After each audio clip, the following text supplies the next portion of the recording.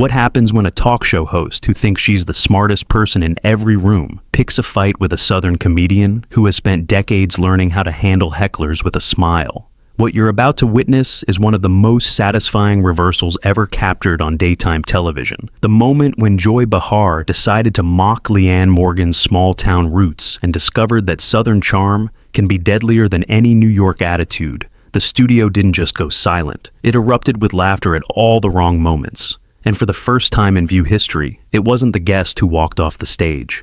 Before we dive into this incredible story, make sure to subscribe and drop your thoughts in the comments because, trust me, you're going to want to talk about this one. The morning had started with the usual energy at the View studios, though there was a different kind of anticipation in the air. Leanne Morgan was coming on the show, and while she wasn't a traditional Hollywood celebrity, her recent Netflix special had broken records and her tours were selling out arenas across the country. At 58 years old, Leanne had become one of the most successful comedians in America, a woman who had spent decades perfecting her craft in small clubs and church basements before finally getting her big break.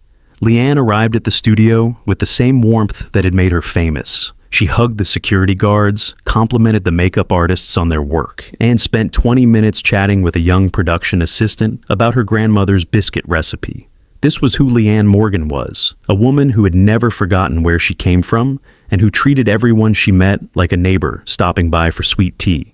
The studio lights were warm as Leanne took her seat at the famous table. Leanne greeted each host with genuine enthusiasm, her Tennessee accent filling the studio with warmth. "Oh my goodness, I am just so excited to be here," Leanne said, her smile lighting up the space. "I've been watching this show since my kids were in diapers, and now here I am sitting at this table. My mama is not going to believe this." The audience responded warmly to her genuine excitement. There was something refreshing about a guest who wasn't trying to be cool or sophisticated, who was simply happy to be there. Whoopi Goldberg opened the segment with genuine warmth. Our next guest has taken the comedy world by storm. Her Netflix special broke records, her tours sell out in minutes, and she's been called the funniest woman in America. Please welcome Leanne Morgan. The applause was enthusiastic, and Leanne waved to the audience with the kind of genuine appreciation that couldn't be faked. "Y'all are too sweet. Thank you so much. I feel like I'm at a family reunion, except nobody's asked me why I'm still single yet." She paused. "Oh, wait, I'm married. I always forget that part. 33 years, and honestly, some days I still forget his name. I just call him Hey and hope for the best." The audience laughed warmly. This was classic Leanne Morgan, self-deprecating and relatable. Sarah Haynes asked about her journey to success, and Leanne told her story, with the kind of practiced ease that came from years of turning her life into comedy. She talked about raising 3 kids, about performing at small venues for decades, about finally getting her Netflix special at an age when most comedians had either made it or given up. "I always tell people, I'm proof that it's never too late," Leanne said. "I was doing comedy in church basements and Rotary Club luncheons while other comedians were on TV. But you know what?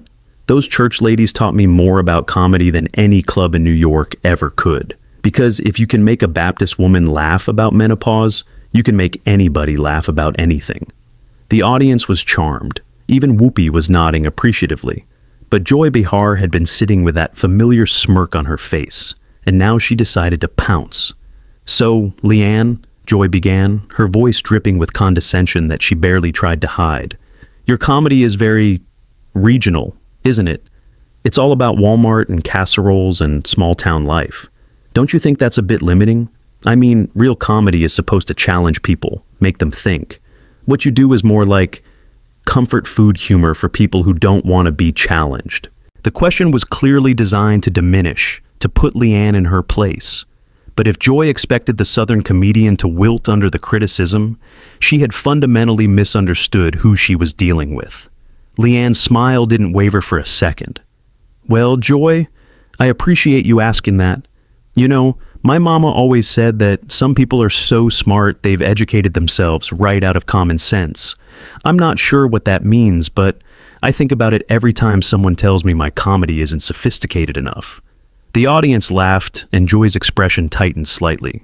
"But to answer your question," Leanne continued, her voice as sweet as honey, "I think the most challenging thing a comedian can do is find the universal in the specific. When I talk about Walmart, I'm really talking about community. When I talk about casseroles, I'm really talking about how women show love. When I talk about small town life, I'm talking about the human experience that most people actually live, not the version they see on TV shows made by people who've never been west of the Hudson River. The observation was delivered with such warmth that it took a moment for the sharpness of it to land. Joy's smile became fixed. "That's a nice way of spinning it," Joy replied. "But let's be honest. Your audience is mostly middle America, right? People who voted a certain way, who believe certain things. Don't you ever feel like you're just preaching to the choir, telling people what they want to hear instead of challenging their assumptions?" The implication was clear, and the studio atmosphere shifted. Leanne tilted her head slightly, that sweet smile still firmly in place. "Joy, honey, I've been doing comedy for 30 years. I've performed for every kind of audience you can imagine. And you know what I've learned? People are a lot more alike than they are different. The woman in Manhattan who's trying to raise kids while working full-time has more in common with the woman in Tennessee doing the same thing than either of them would probably admit. My job isn't to divide people into teams. It's to remind them that we're all just trying to get through the day without losing our minds." She leaned forward slightly, her voice still warm, but with a new edge to it. "Now, I don't know what kind of comedy you did back in the day, Joy, but I do know that the best comedy brings people together. It doesn't make them feel stupid for where they live, or how they vote, or what they believe. Maybe that's not sophisticated enough for some folks, but my sold-out arena suggests that a whole lot of people are hungry for comedy that doesn't make them feel bad about themselves." The counter was so smooth, so perfectly delivered, that the audience burst into applause. Joy's face reddened. "I'm just saying that there's a difference between popular and good," Joy shot back. "McDonald's is popular too, but nobody's calling it fine dining." Leanne laughed, a genuine, delighted laugh that filled the studio. "Joy, did you just compare my comedy to McDonald's? Honey, I've been called worse by better. My mother-in-law once told me my brisket tasted like a tire fire, and she said it right in front of Jesus and everybody at Easter dinner. You're gonna have to try harder than fast food comparisons if you want to hurt my feelings." The audience roared with laughter. Joy was clearly not used to having her attacks deflected so easily. "Besides," Leanne continued, "I think there's something real condescending about assuming that middle America doesn't deserve comedy that speaks to their lives. Like somehow their experiences are less valid, less worthy of being reflected on stage. I've met a lot of people who think they're smarter than everyone else. And you know what they usually have in common? They've never had to actually live with the people they look down on." Joy's eyes narrowed. "Are you suggesting I look down on people?" Leanne's smile was beatific. "Oh, honey, I'm not suggesting anything. I'm a comedian, not a therapist. But I will say this. In my experience, people who feel the need to tell everyone how sophisticated they are usually aren't as secure in that sophistication as they'd like people to believe." The observation landed like a precision-guided missile. Joy's composure was visibly cracking. "You know what I find interesting, Joy?" Leanne continued, her voice still carrying that honeyed southern warmth. "You've spent this whole interview trying to make me feel small.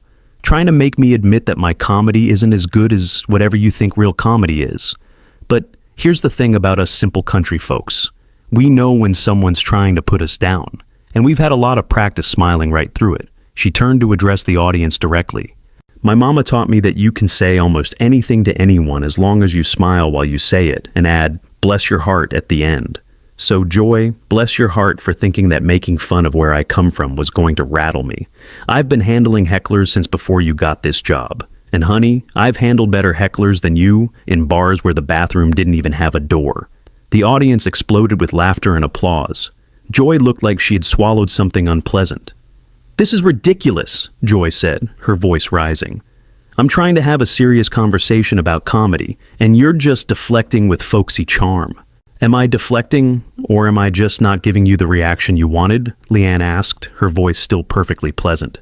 "Because it seems to me like you came into this interview expecting me to be some simple country bumpkin who would crumble under your big city wit. And now that I'm not crumbling, you're getting frustrated. That's not my problem, Joy. That's yours." Whoopi tried to intervene. "Maybe we should talk about Leanne's tour dates and—" But Joy wasn't ready to let it go.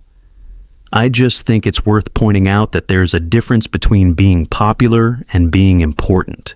Some comedy actually changes the world. What does your comedy change? Leanne nodded thoughtfully as if she was really considering the question. You know, that's a fair question, Joy. What does my comedy change? Well, let me think about that for a second. She paused, and when she spoke again, her voice had shifted to something more serious beneath the warmth. I got an email last week from a woman in Ohio. She told me that she'd been going through chemotherapy, and the only thing that got her through those treatments was watching my specials. She said I made her laugh on days when she didn't think she could laugh anymore. That's what my comedy changed for her. The studio had gone quiet. Leanne continued. I got a letter from a man in Texas whose wife had just died. He said they used to watch my comedy together, and now he watches it alone because it makes him feel like she's still there laughing with him. That's what my comedy changed for him. Her voice was steady, but there was real emotion beneath it. I met a young woman at a show in Nashville who told me she was thinking about hurting herself, but she came to my show instead because she thought maybe laughing would help. And it did. She got help after that. She's doing okay now. That's what my comedy changed for her. She looked directly at Joy. You want to know what's important, Joy? Those people are important. Their pain is important. Their need to laugh is important. And if my simple, unsophisticated McDonald's comedy can give them 1 hour where they forget about their problems and just laugh, then I'd say that's pretty damn important. Wouldn't you? The audience burst into applause that was somehow different from before. This wasn't just entertainment anymore. This was something real. Joy opened her mouth to respond, but Leanne wasn't finished. You know what I've noticed about people who think they're better than everyone else? They usually haven't done the work of actually connecting with people. They sit in their towers and make judgments about what matters and what doesn't. But they've never held the hand of a woman crying in a meet and greet line because your comedy helped her through her divorce. They've never hugged a veteran who said, your jokes about marriage reminded him why he was fighting to save his.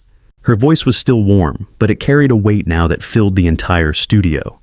I'm not trying to change the world with my comedy, Joy. I'm trying to help people get through their day. And if you think that's not important, then I feel sorry for you. Because at the end of your life, it's not going to matter how sophisticated people thought you were. It's going to matter how you made them feel. Joy's face had gone through several shades of red during this speech. When she spoke, her voice was tight with barely controlled anger. I don't need a lecture on what matters from someone who makes jokes about menopause and minivans. Leanne laughed, genuinely delighted. Oh, Joy. You still don't get it, do you? The menopause jokes aren't about menopause. They're about women finally reaching an age where they stop caring what people like you think of them. The minivan jokes aren't about minivans. They're about the beautiful chaos of raising a family. Everything I do has meaning underneath it. You just have to be willing to see it. She shook her head with what looked like genuine sympathy. But you can't see it, can you? Because seeing it would mean admitting that the people you've spent your career looking down on have rich, meaningful lives that are just as valid as yours. And that's a hard thing to admit when your whole identity is built on being smarter and more sophisticated than everyone else. Joy stood up abruptly, her chair scraping loudly against the floor. I don't have to sit here and be psychoanalyzed by a woman who tells jokes about Cracker Barrel. You don't have to do anything, Joy, Leanne replied, her voice as calm and sweet as it had been since the beginning. But I will say this. I've told jokes about Cracker Barrel to sold-out crowds at Madison Square Garden. Where are you performing these days? The question was devastating in its simplicity. Joy's face went pale, then red again. This is absurd. You're being completely unprofessional. I'm being unprofessional? Leanne laughed. Honey, you've spent this entire interview trying to make me feel bad about my success, my audience, and where I come from. All I've done is refuse to feel bad. If that's unprofessional, then I guess I'm guilty as charged. She turned to the audience with a warm smile. Y'all have been so wonderful. This is exactly why I love what I do, because no matter what anybody says, laughter brings people together. And I'd rather bring people together with simple jokes about everyday life than tear them apart with sophisticated contempt. Joy was visibly shaking now, whether with anger or embarrassment was hard to tell. You know what? I'm done with this, Joy said, her voice cracking slightly. I have better things to do than argue with someone who doesn't understand the difference between pandering and art. She started to walk away from the table, and the studio fell into shocked silence. This wasn't how View interviews were supposed to go. The host wasn't supposed to be the one walking off. "Joy, wait!" Leanne called out, her voice still carrying that infuriating warmth. "I want you to know something before you go." Joy paused, turning back with an expression that mixed fury and uncertainty. "I don't have any hard feelings toward you," Leanne said, and somehow it was clear that she meant it. "I've been doing this too long to take criticism personally, but I hope someday you'll understand that there's room in this world for all kinds of comedy.